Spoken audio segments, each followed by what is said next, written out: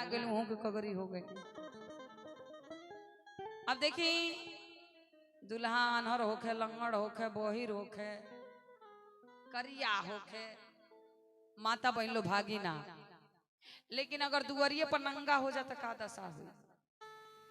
ऐसने लीला भइल रहे बाबा भोलेनाथ जी के विवाह में भइल का।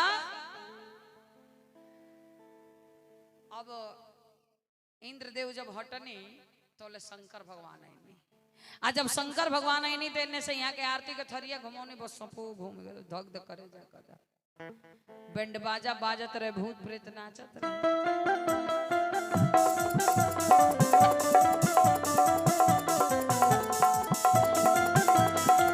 बोलिए शंकर भगवान की।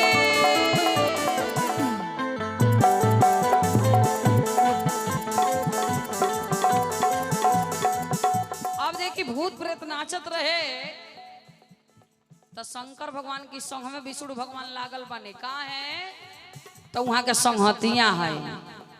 आ मित्र कई के कहल जाला जी, जे इत्र नियर महकत रहे उ मित्र हवे। आ संहतिया वही के कहल जाला जे संगही रह के होते के कार करेला, वही के संहतिया कहल जाला। संग में लागल बनी हटत नहीं खे। आज सब भूत प्रेत नाचता, शंकर भगवान के भर दे सांप लपटी आइल बाड़ा स। आ यहाँ के सवारी गरुड़, बस ही का कहने एक बार गरुड़ जी से धक्का लाग गई। अब की जब धक्का लागल बस माथे पर से सांप खुल गइल और वो नाचल शुरू कर दिया।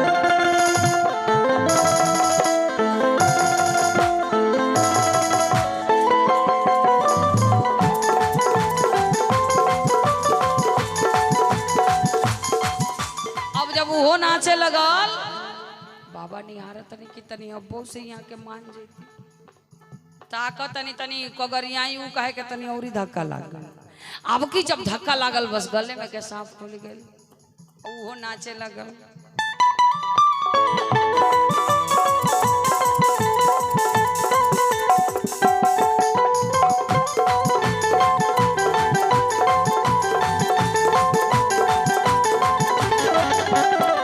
जब वो नाचे लगल बाबा अब देखा तनी के अब से यहाँ के कगरी होइले उ काहे के तनी औरी धक्का लगा दे।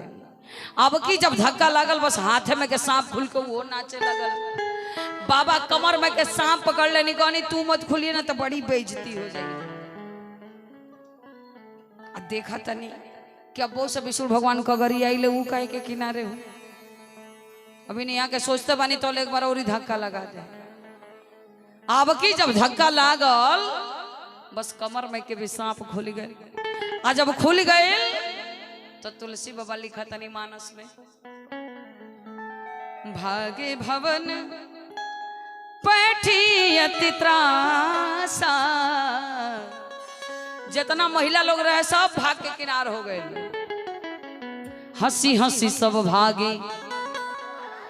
दूल्हे दिगंबर देखी पाहुनी जो आई हिमांचल के उछाह में।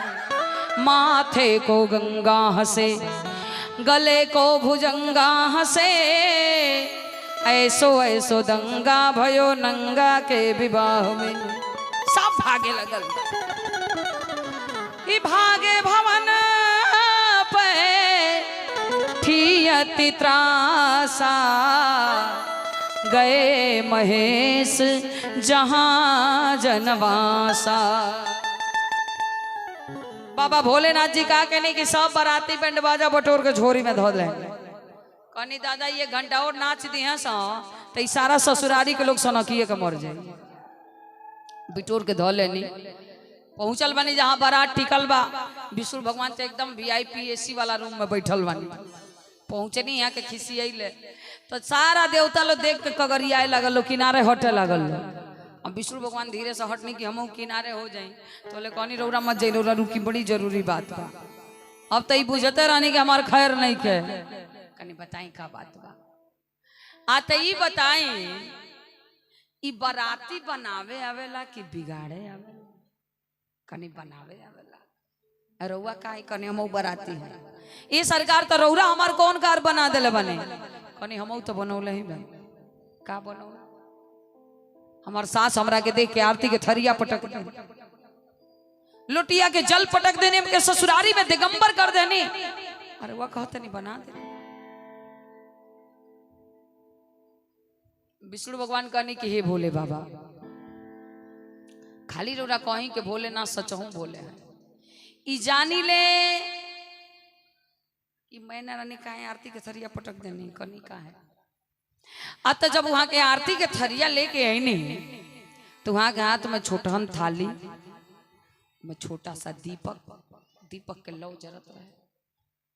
और उन्हीं माथे पर दृष्टि गई तो का देखत नहीं कि हमारे दामाद के माथे पर साक्षात चंद्रमा की ज्योति चमचमा।